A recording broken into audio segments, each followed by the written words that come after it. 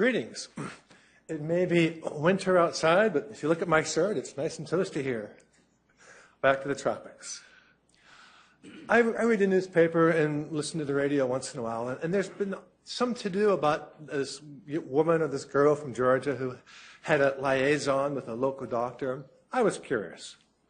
So I looked into some laws, and the variation between adult and a minor is kind of all over the place. And you can see some of these numbers here that I found. And the age of sexual consent in South Dakota is 16. But you better really be careful about that, because if you get this number wrong, you go to jail. So I also did some research into other laws, and this one here is quite the piece of entertainment. It's, we need laws, but we need laws that are written better than this one. Read the second chapter, second bullet there. Sexual exploitation of a minor.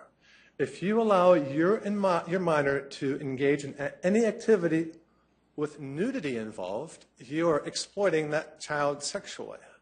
So how do you give anybody a bath? I mean, this is the law. I'm not making this up. I wouldn't make up anything so bizarre. Similarly, teenage sex at 17 is legal, but according to this law, if you do it naked, you're exploiting that minor, even if you are that minor. And, some laws are pretty crazy. Also, in the same law, kids should not be allowed to play. Again, I don't make this stuff up. It's too crazy. If you allow your minor to engage in a stimulation of an activity that is harmful to minors, that is, again, sexual exploitation. So what kids don't play, like football or acting and banging into each other? That's all illegal sexual exploitation. Obviously, this law needs rewritten.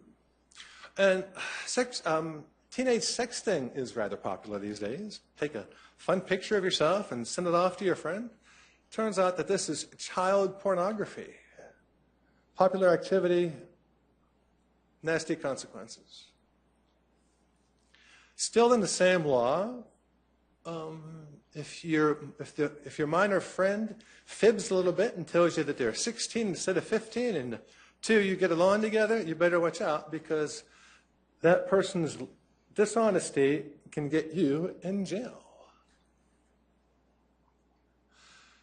In this particular court case, we have a rather sexist stereotype at work. It's a big bad guy wolf and the cute little girl.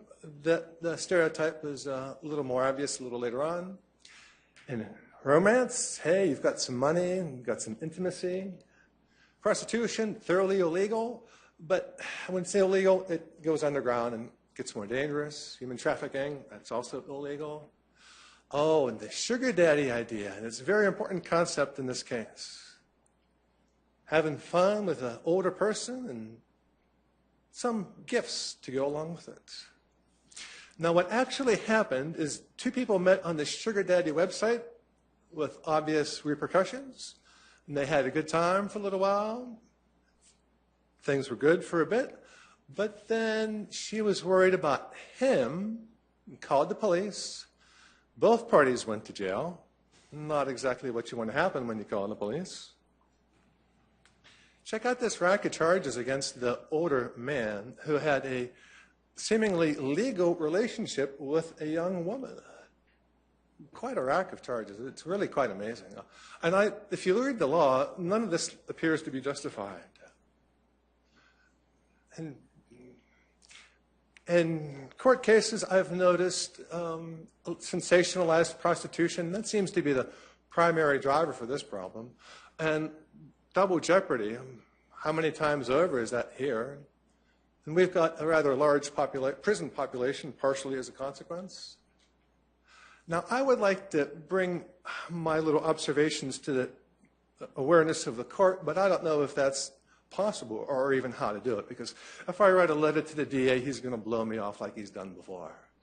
And withholding evidence from defense is supposedly illegal, but how do I supersede the bias built into our government? And since I'm out of time, I would like to give you a picture of our beautiful town and say, good evening, everybody.